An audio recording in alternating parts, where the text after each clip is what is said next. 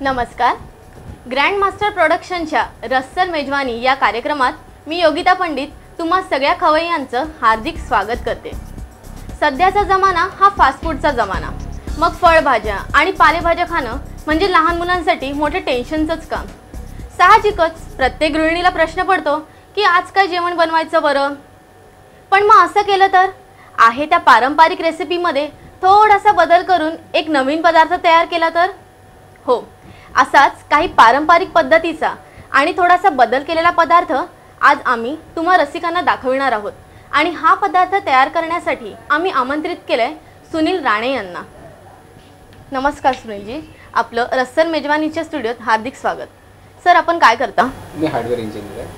मग hardware engineering आणि हे खायचं नाही, ॲक्च्युली मला खाण्याची फार आवड आहे. ते चांगले चांगले पदार्थ स्वतःच करून खायला जास्त आवडतात. मग तुम्ही आज आमच्या खवय्यांसाठी कोणता पदार्थ दाखवणार आहात? वांग्याचं थालीपीठ. अच्छा, वांग्याचं थालीपीठ. ही जराशी वेगळी अशी रेसिपी नाही आहे? हो आहे. नॉर्मली लोक थालीपीठ बनवतात. मला जसं वाटलं की वांग त्याच्यात थालीपीठामध्ये वांग टाकावं तर ते टेस्टी लागते. पुराणात म्हणतात की वांगी खाऊ नये, ते त्याच्यात टाकल्यावर चांगलं लागते. बरोबर आहे, बरोबर आहे. ओके, मग तुम्ही सुरुवात करा. या रेसिपीसाठी लागणारं साहित्य: वांगी, त्याच्यानंतर हे वड्याचं पीठ, जे आपण नॉर्मली घरात वडे करतो तेच वडे, त्याचंच पीठ आहे. किंवा जर ते नसलं तर भाकरीचं पीठ, किंवा जर बेस्ट की तुम्ही थालीपीठासाठी जे थालीपीठाचं भाजणीचं पीठ रेडीमेड मिळते ते. त्याच्यानंतर थोडंसं बेसन, लसूण, मिरची, आलं आणि मीठ मसाला.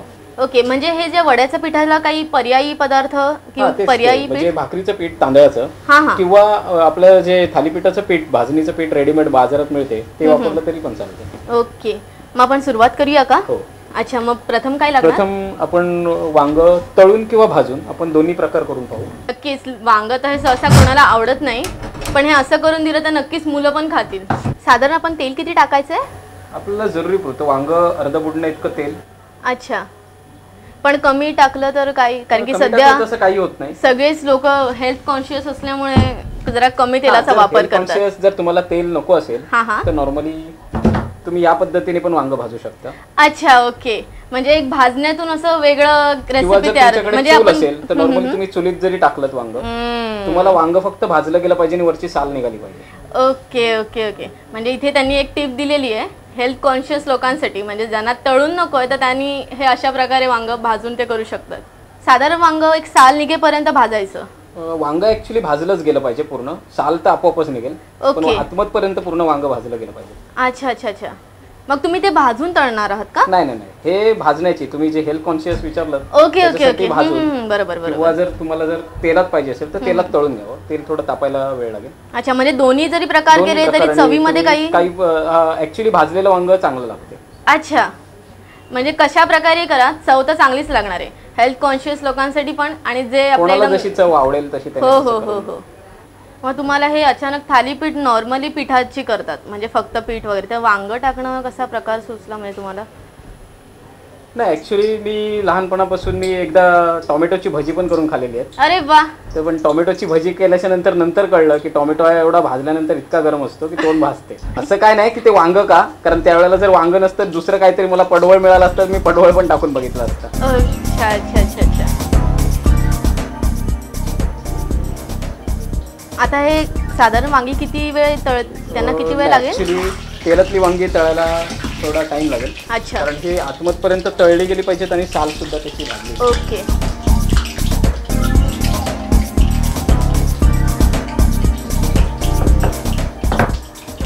हे नॉर्मली वांगी जरा लहानच घ्यावी, थोडी ऍक्च्युली मोठी आहे. अच्छा, नॉर्मली ती भाजायला पटकन भाजली जाते आतमध्ये. तसं म्हणजे आता नवीन येतं हे थालीपीठ, तुम्ही हे वांग्याचं बोलताय, तर आणखीन काय काय कोणत्या कोणत्या भाज्या टाकून याच्यामध्ये थालीपीठ आणखी तयार करतील असं काही? वांगच चांगलं लागतं. अजून मी कुठच्या भाज्यांचा प्रयोग केलेला नाहीये. अच्छा अच्छा, ओके.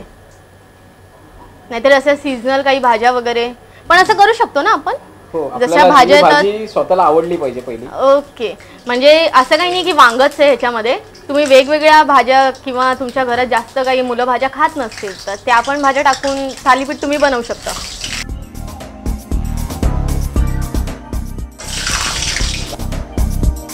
आता हे वांग्यांचं मग काही तुम्ही कापून घेणार का? नाही, कापायचं नाही. हे असंच फक्त ह्याच्यावरची जी भाजलेली साल आहे ती काढून टाकायची आणि आतला फक्त गर घ्यायचा.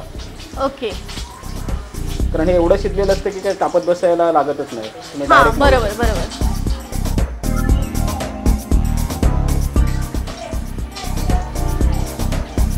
हा कार्यक्रम जर पुरुष मंडळी बघत असतील तर म्हणजे त्यांना कळेलच म्हणजे किती आवडीने हा पदार्थ ते बनवत आहेत.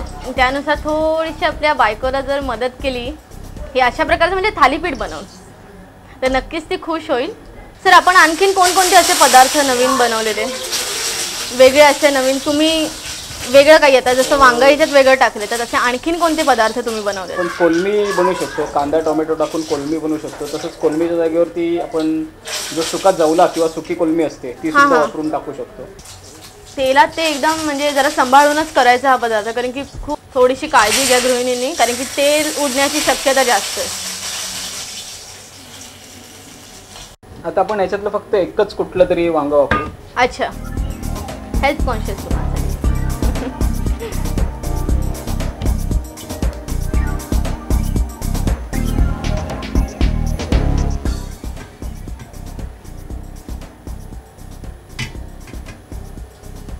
याच्यासाठी असं काय आहे का बियांचं वांग किंवा बिया नसलेलं वांग? काटेरी वांग असलं की त्याची चव चांगली लागते. अच्छा, बाजारात 2 प्रकारचे वांगे मिळतात. एक मोठं वांग मिळतं जे काळ्या कलरचं असते. अच्छा, ते फक्त भाज्यासाठी चांगलं लागते. बरोबर.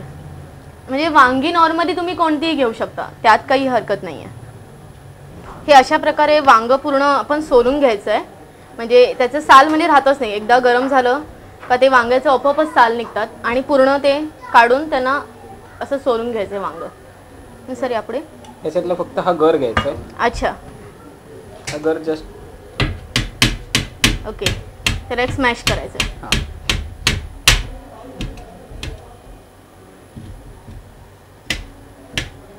ते असं काय आहे का गरम गरमच करून घ्यावं का थंड झालं असं काही? असं काही नाही, थंड केलं तरी चालेल.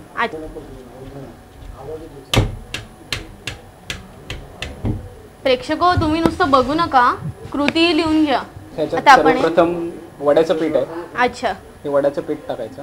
ओके, ते किती टाकायचं? आपण प्रमाणानुसार टाकायचं. वांग लहान मोठं किती असेल त्या हिशोबाने. म्हणजे एक वांग असेल तर 1-2 टेबलस्पून? हा, 2 टेबलस्पून लागणार त्याला. अच्छा, त्याच्यानंतर हे जेवढं पीठ तुम्ही जे वड्याचं टाकाल त्याच्या अर्ध पीठच फक्त चण्याचं टाकायचं कारण चण्याचं पीठ हे चिकट होते. अच्छा, म्हणजे एक वांग असेल तर 2 टेबलस्पून आपण हे वड्याचं पीठ घेतले किंवा जसं जर तुम्ही तांदळाचं पीठ घेतलं तर ते 2 टेबलस्पून घ्यायचं आणि 2 टेबलस्पूनच्या प्रमाणामध्ये अर्ध पीठ चण्याचं पीठ घ्यायचं. एक वांग्याला 1 मिरची, एका वांग्यासाठी 1 मिरची. शिवाय म्हणजे जसं असेल तसं, किंवा काही माणसं तिखट नाही खात त्यांनी बरोबर आहे, जे नाही खात ते त्यांनी नाही टाकली तरी चालेल. त्यांनी अर्धा चमचा यासाठी घेतले कारण की ते चिकट होऊ नये म्हणून.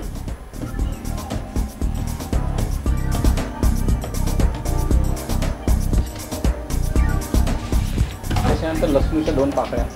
अच्छा, 2 लसणाच्या पाकळ्या.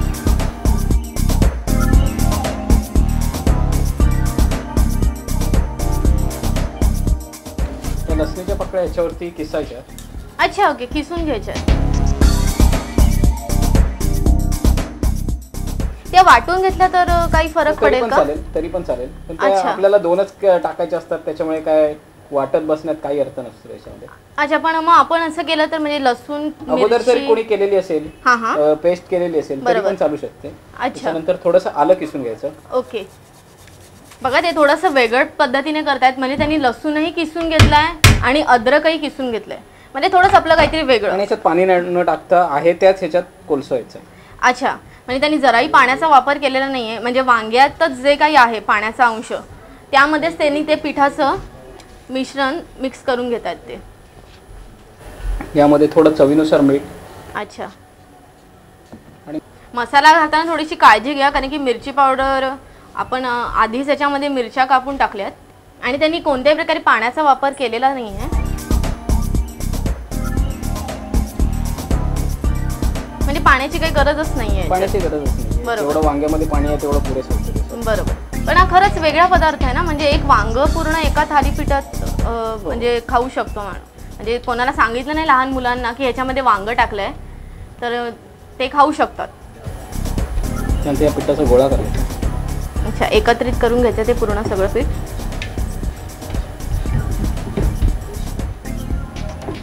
रसिकांनो तुम्ही बघताय हे करताना ते पूर्ण अतिशय म्हणजे एकदम एवढ्या चालाखीने किंवा त्यांचा हात एवढा बसला या पदार्थावर कोणत्याही प्रकारे त्यांना अटकावत नाहीये. ते एकदम पटापट करतात ही रेसिपी.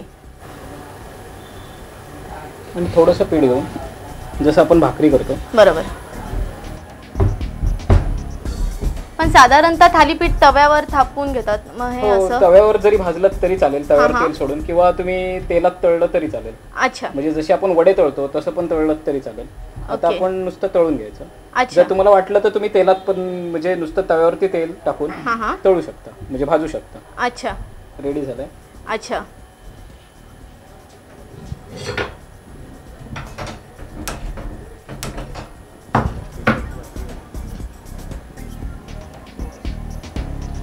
हे थालीपीठ तुम्ही डीप फ्राय पण करू शकता आणि शॅलो फ्राय पण करू शकता, जशा प्रकारे तुम्हाला करायचं असेल त्यानुसार.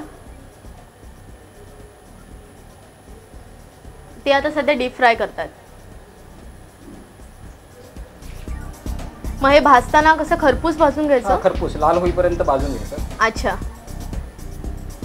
आपण बघतो इथे तुम्ही तर तिथे आहात, पण मला इथे एवढा म्हणजे असं वाटतं आत्ताच मला भूक लागली आहे, कारण की एवढा इथे सुगंध पसरला आहे आणि आत्ताच एकदम भूक लागली आहे. ते फक्त लालसर होईपर्यंत तापवावं गरम करा. हे आता आपलं रेडी आहे. अच्छा. तयार झालेलं आहे.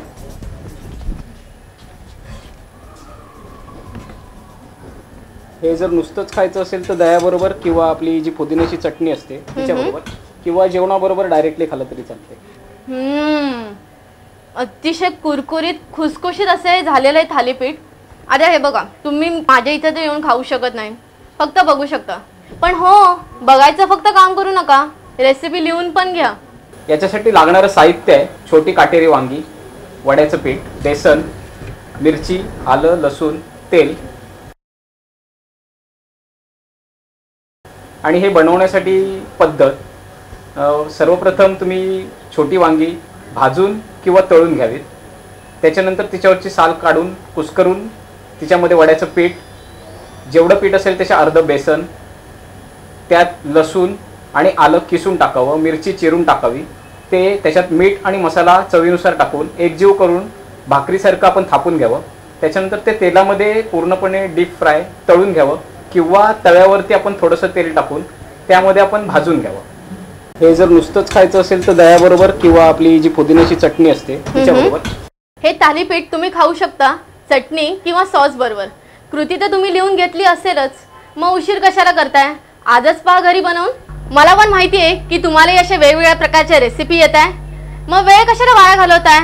यासाठी आमच्याशी संपर्क साधा. मग लिहून घ्या आमचा पत्ता: grandmaster music private limited, Sunil निवास, गाळा नंबर 1, महात्मा फुले रोड, डोंबिवली पश्चिम, जिल्हा ठाणे, तालुका कल्याण. आमचे संपर्क क्रमांक 9819886358, 90040138882 किंवा 9867683309.